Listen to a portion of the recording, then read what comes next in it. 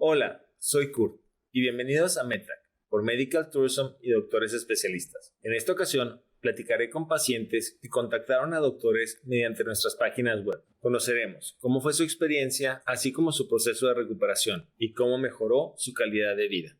Comenzamos.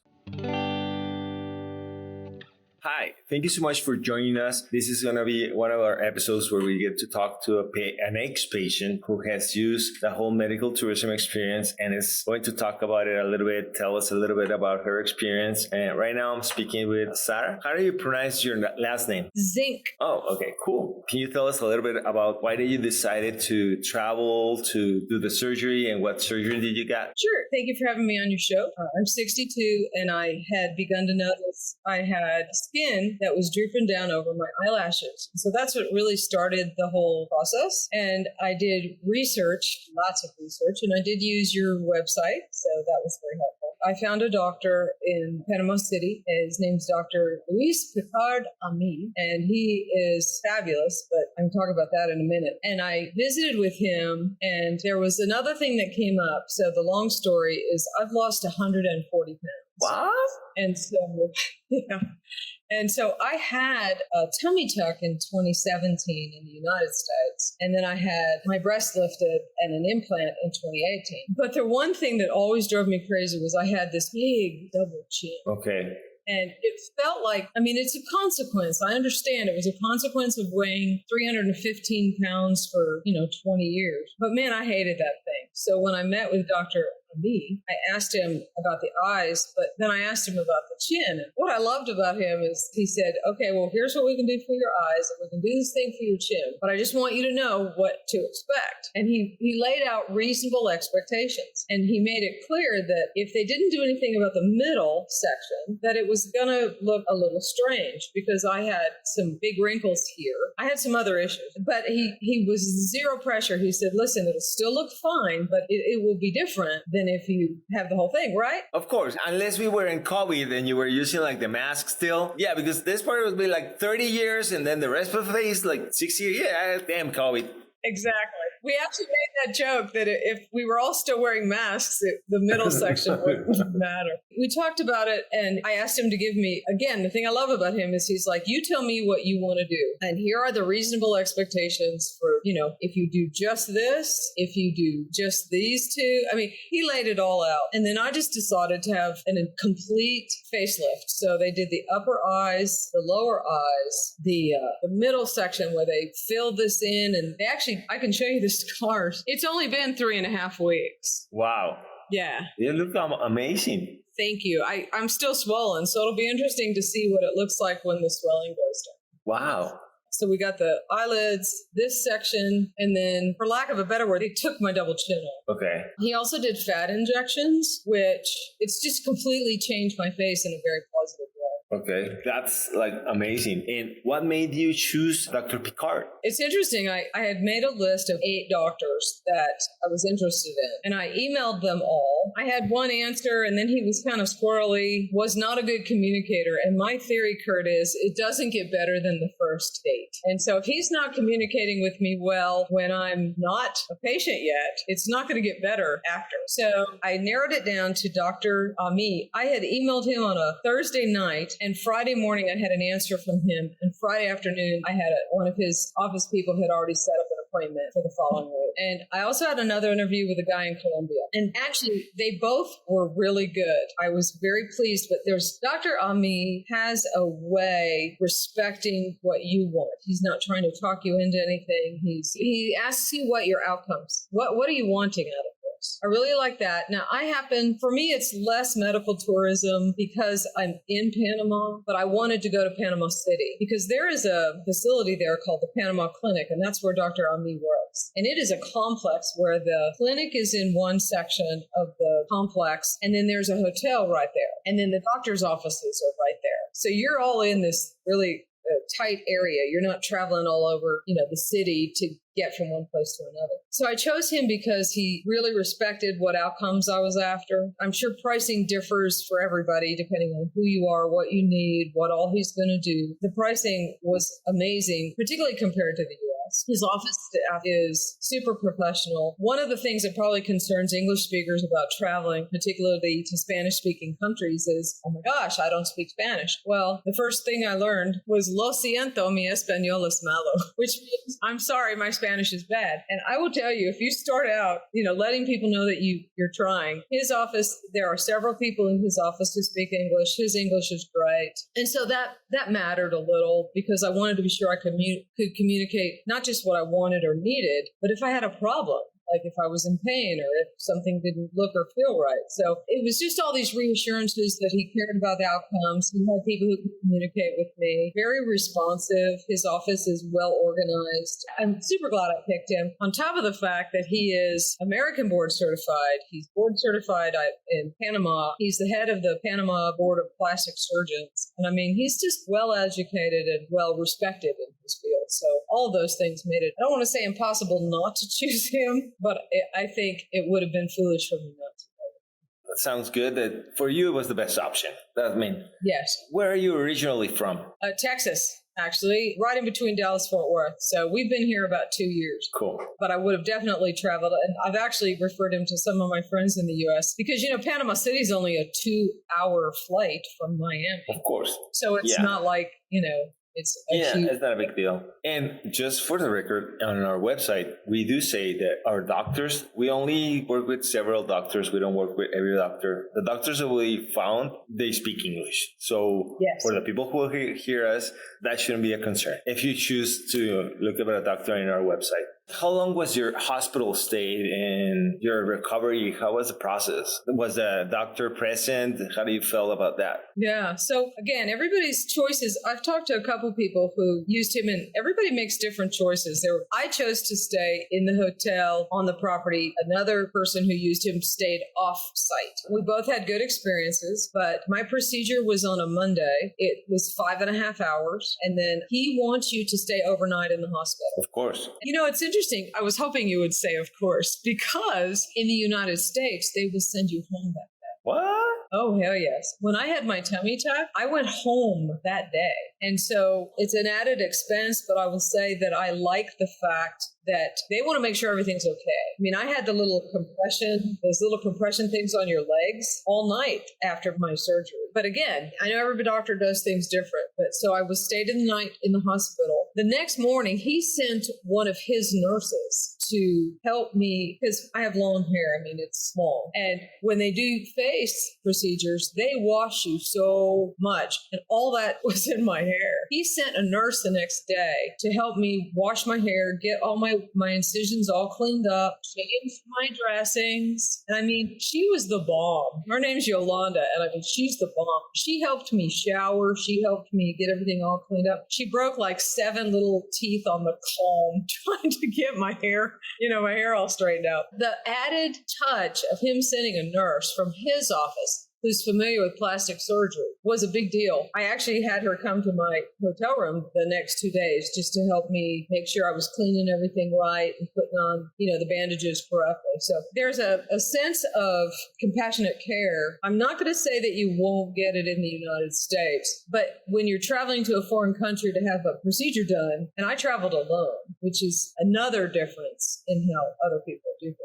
It was compassionate care that it meant a lot. And usually, for example, your dollars have more value. So you're paying for, money-wise, you're not spending a lot of money, but you're getting, the best doctors in the best hospitals and the best medic. So you're VIP patient. I mean, because you have more acquisition power, I'm guessing. I don't know. Yeah, and let me say, I'm going to share how much, in a general way, how much I spent. It was about $16,000.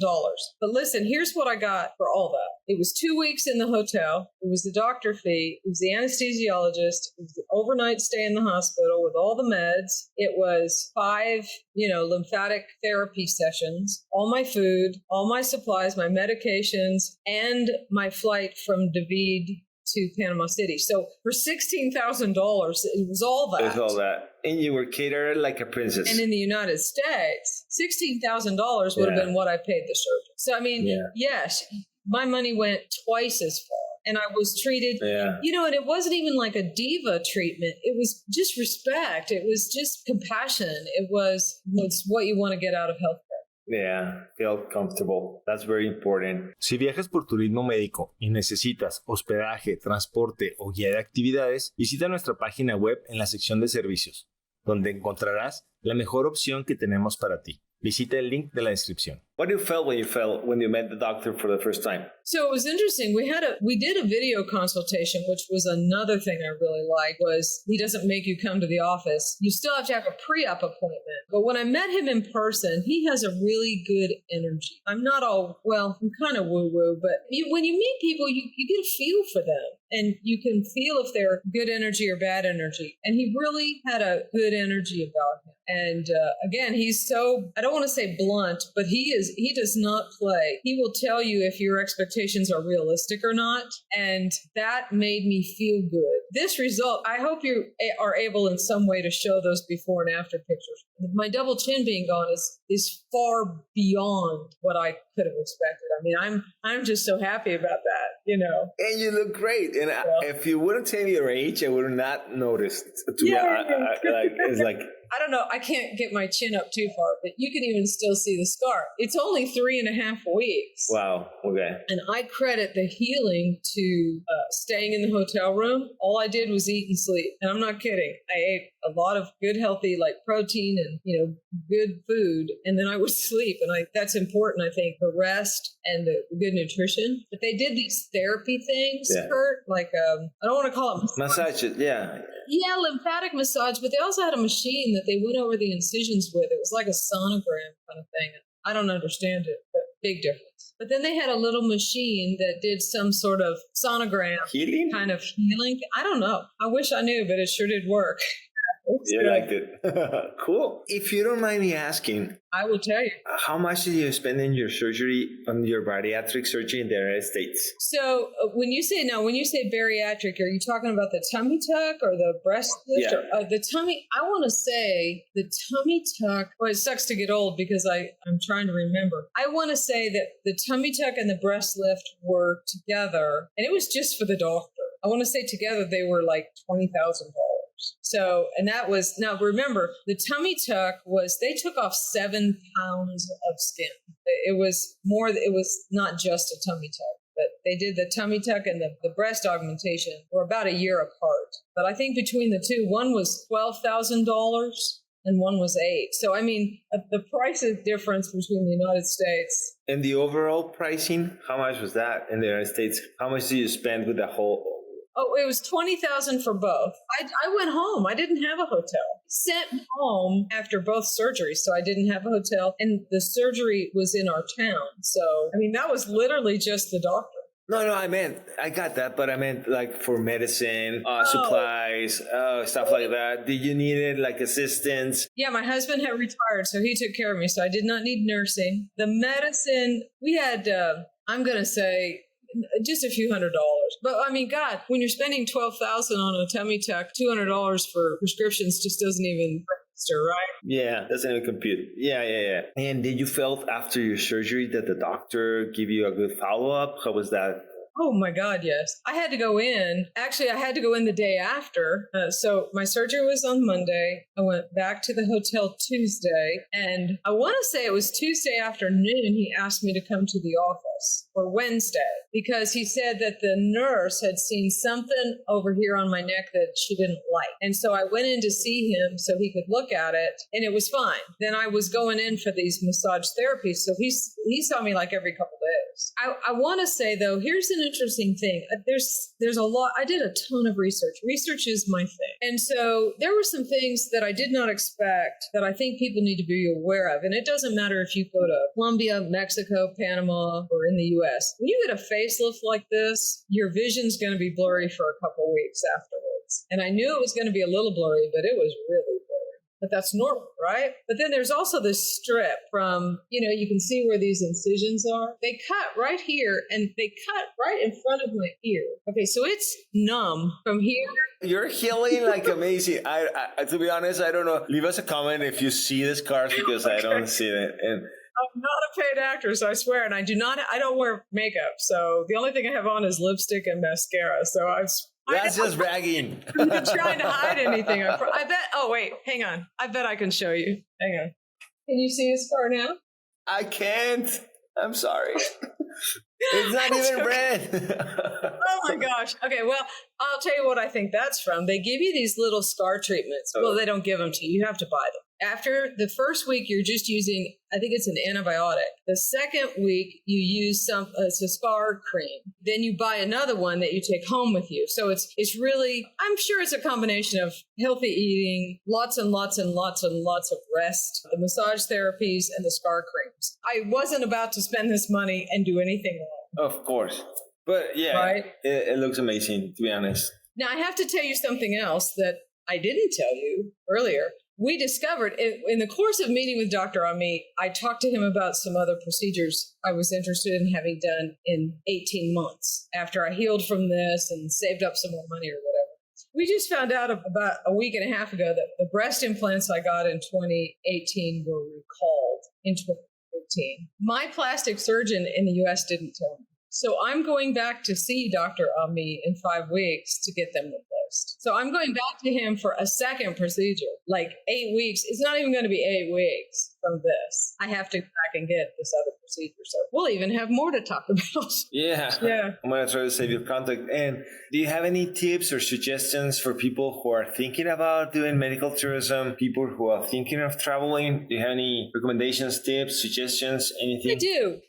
I have an opinion about everything, right? I picked Panama City because I'm in Panama, and I was familiar with Panama City. But there are plenty of other places that may serve your needs better. Before you enter into any decision about medical tourism, I think you have to decide what's important to you, okay? Cost is just one small factor. I traveled alone, so it was a big deal that I was in familiar territory, and Panama City's familiar to me. For you, if you have someone traveling with you, you may be comfortable going to Mexico or Colombia, someplace you've never been, because you have someone with you. I think you also have to decide how much English do you need your doctor to speak if you are not bilingual. Okay, your doctor may speak some English, but does his staff speak English? You need to know that. One of the deal breakers, Kurt, when I was interviewing the Colombian doctor, was that they have a disclaimer that you really should have someone travel with you who speaks Spanish, because when you wake up from your surgery, there won't be anybody there who can speak English. And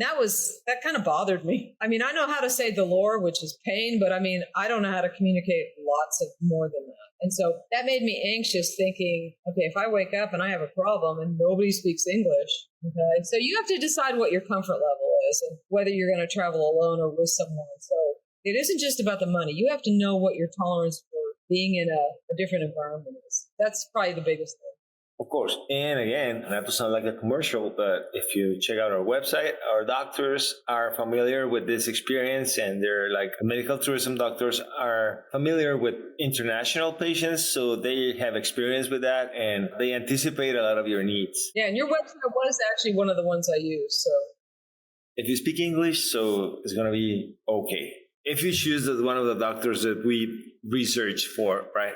Well, with the translator apps that they have now, honestly, all the nurses in the Panama clinic had the app.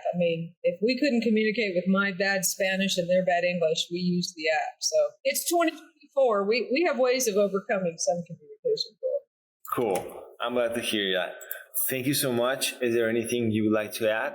No, just thank you for letting me share my experience. And if anybody has any questions, I'm sure they can let you know, and you'll take care of them. Thank you so much, and thank you for that line. If you have any questions, please leave us in the comments, and I make sure we follow up on them. Okay, my pleasure. Thank you. Bye for now. Thank you so much, Sarah.